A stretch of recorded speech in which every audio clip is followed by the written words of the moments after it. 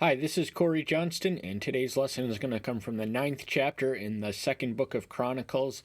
The parallel account may be found in the first book of Kings, the 10th chapter, and the parallel accounts between them are roughly essentially the same narrative structure and but there's an ending at the end of the Chronicles versions that's absent in Kings, and that touches to its literary purpose. But we're going to touch on that more fully. But just keep that in mind as for the tail end of where this discourse leads. But this event, which comprises the first half of the chapter, is really golden moment in the golden age of Solomon. Solomon's reign can be constituted what may be called a golden age of Israel, where its influence was apexing. And they were also fulfilling the Abrahamic promise. Remember, they had an evangelical charter to be a blessing to every nation. And here we see that Solomon gives witness to Elohim and to a foreigner, and he's also extending the apex and influence of Israel throughout the ancient Near East. And but unfortunately, after him, the kingdom would fracture, and henceforth Israel would cease to influence its neighbors much at all. They were divided kingdoms just as often at each other's throat as they were at the mercy of foreign powers. So, and their witness kind of imploded, but the evangelical function of the Abrahamic promise would be fulfilled with the birth of the Christian church. And the queen of Sheba heard the report of Solomon, and came to Jerusalem to try Solomon with hard questions, with a very great company, and camels bearing spices, and much gold, and precious stones. And she came to Solomon, and she spoke with him about all that was in her heart. Sheba was a kingdom which corresponds to one of, I think, Yemen, which is south of Saudi Arabia. It's on the southern end of the Arabian Peninsula, some 1,000 miles away from Jerusalem. So we have to appreciate how far she came, and just the extent that also is indicative of the state of trade and commerce at the contemporaneous time. So his influence would have reached her via trade, and also his reputation for wisdom preceded him. And she spared nothing in this, either in royal splendor and pomp with which she visited the royal host, and also spared nothing too hard or too complex or too pressing. So she spoke. The questions we can imagine were deep and perplexing, yet Solomon answered them with astonishing ease. And Solomon answered all her questions, and there was no matter hidden for Solomon which he did not make known to her. As I said earlier, he answered them with thoroughly and accurately, and he was consistently privy to the answer that she sought. So there was really the range of his knowledge, what we can imagine must have been truly impressive, and he was a broad-minded polymath whose genius extended not only to theology but also biology and a few other subjects. We read of that in the tail end of the fourth chapter in the first book of Kings. And the queen of Sheba saw the wisdom of Solomon in the house that he had built. Now, earlier in the chapters, we read that the temple process took 7 years, and the house that Solomon built for himself, his palace, consumed 16 years. But at this point, everything's in place, and commerce is going, and towards the tail end of the chapter, we're going to read reports of just how much wealth was pouring in. And so he did utilize, now in the first chapter of Second Chronicles, also the third chapter of First Kings, we read of the origin of of grace. Solomon was uniquely bestowed with grace. He was given essentially a blank slate, anything he wanted to for a wish in a dream when Elohim appeared to him, and he asked for the wisdom. He was cognizant of the task before him. He had the awful burden and the inexperience of being 19 years old, so he wanted the wisdom. He didn't ask Yahweh to rule for him, but he asked him to give him the wisdom to administer justice and diplomacy and commerce and military matters.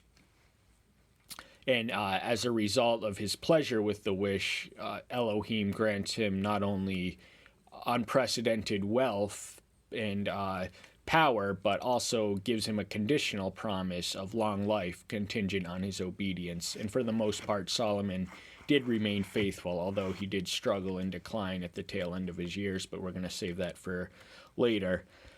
And the food on his table, and the seating of his servants, and the service of his waiters, and their attire, and his cupbearers, and their attire, and his burnt offerings that he offered up in the house of Yahweh. And there was no more spirit in her. So we gather that she was overwhelmed with awe by the sight of all the magnificence, and he was performing religious ceremonies, sacrifices, burnt offerings were for a specific sin, and there was specific prescriptions and specific typologies attached to it. And so he's hosting her with a banquet and just the accompaniment of his servants who surrounded him, and just how they were dressed and what their all the people performing the perfunctory duties at his court. The love and loyalty that she showed Solomon was in her presence was nothing short of remarkable, and that was in effect an effective witness for Elohim. So Israel was fulfilling its evangelical function at this moment in time. Then she said to the king, "True was the word I heard in my own land about your words and your wisdom." So we gather that this investigation was prompted by rumors, and his reputation for wisdom preceded him. And in the king's account, we learn the immediate application, which is absent in the Chronicles account, of his newly bestowed upon wisdom. But by this point, he would have been an established polymath, and his reputation for wisdom was respected by all kings who came across him and all other rulers. And he was able to muster wisdom to his nation-state's geopolitical advantage. And we have reliable estimates that now the science of equating ancient monetary amounts to contemporary inflation figures is not an exact science, but we do have reliable estimates that the influx of Solomon's income was in the trillions. So he truly was one of the wealthiest people in all of history. But I did not believe their words until I came and saw with my own eyes. And see, I have not been told the half of the greatness of your wisdom. You exceed the report which I heard.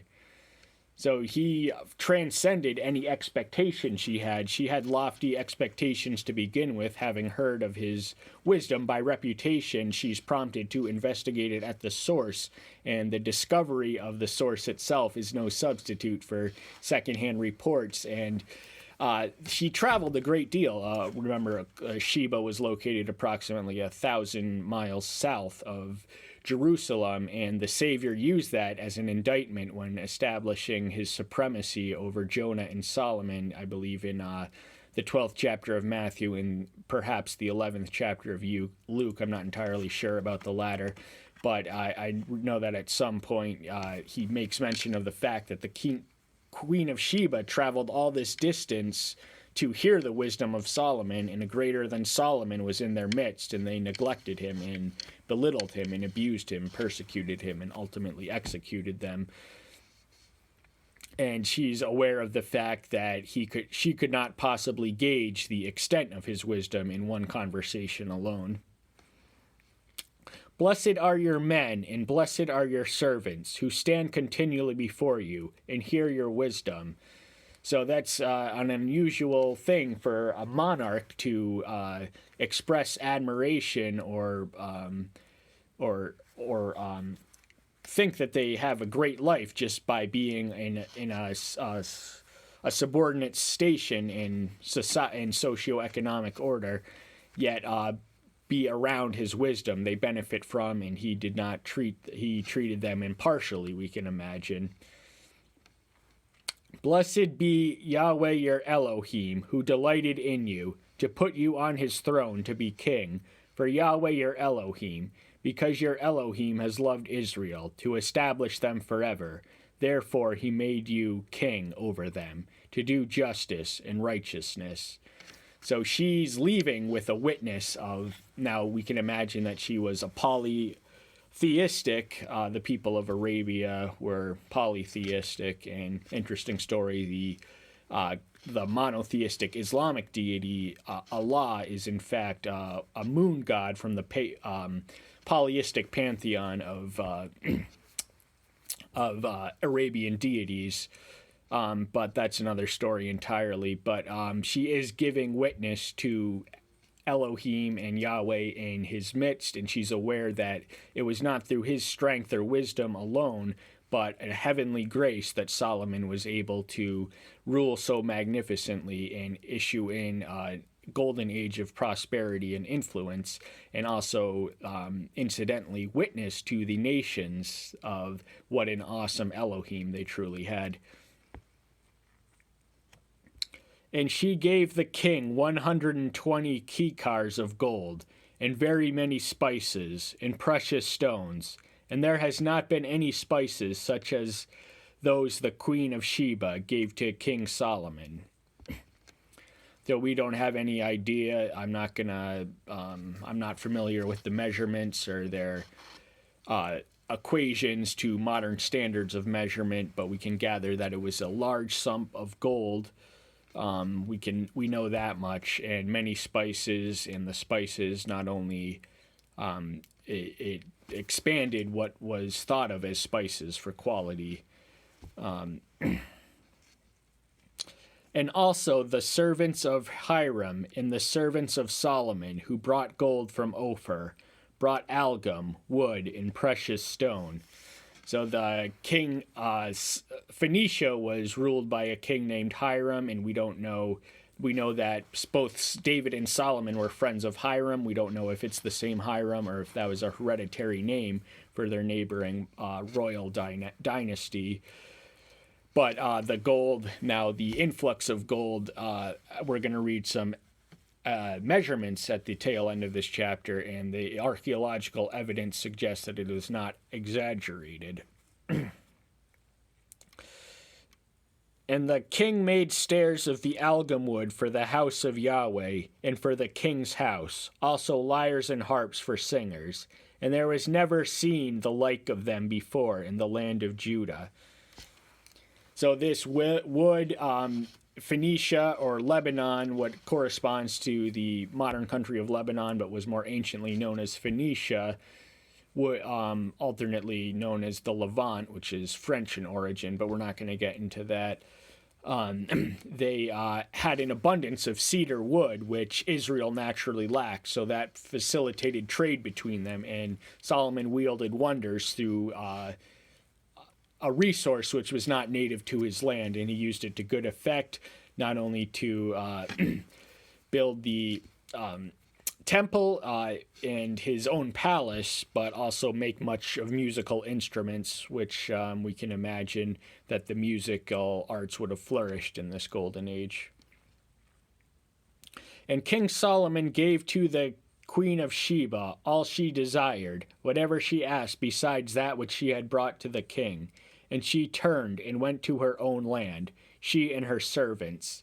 So having completed the mission, they leave on good terms, and you can imagine that she's telling everyone she meets on the course of the way home, the 1,000-mile journey, how awesome and magnificent this ruler truly is. And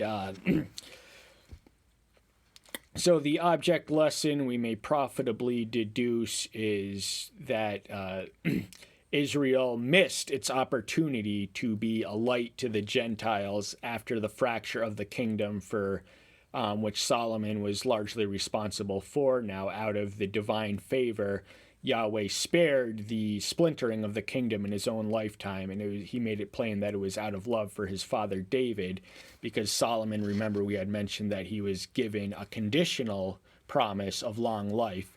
And at the tail end of this chapter, we're actually not going to go all the way. We're going to divide this into 2 chapters. We'll pick up on this another time, but it reads that he ruled over all of Israel for 40 years, so his his reign, the length of his reign was as lengthy as David, and David didn't rise to the throne until he was 30 years old, whereas Solomon rose to the throne when he was 19 years old. And the unfortunate reality is that with the influx of material prosperity and the cosmopolitan culture at the court, is that even though he was witnessing, they were evangelizing Elohim's influence, they were also commanded to keep themselves separate from the sin of these pagan cultures. And as his court opened up and he expanded to 700 wives, 700 concubines, 300 wives, and mostly of foreign origin, and he allowed them to set up shop effectively in the city of Jerusalem, and this contaminated the morality of the nucleus of what was to be the beating heart of this evangelical witness. And then after, because he succumbed to idolatry, his life was ended prematurely, but he does survive as a model monarch with flaws not concealed, and we may profitably benefit from the not emulating the negative character flaws we witness in Solomon, as much as we would do well to cultivate his positive virtues. And that's all the time we have for today. Thank you so much. Tune in next time. Bye-bye.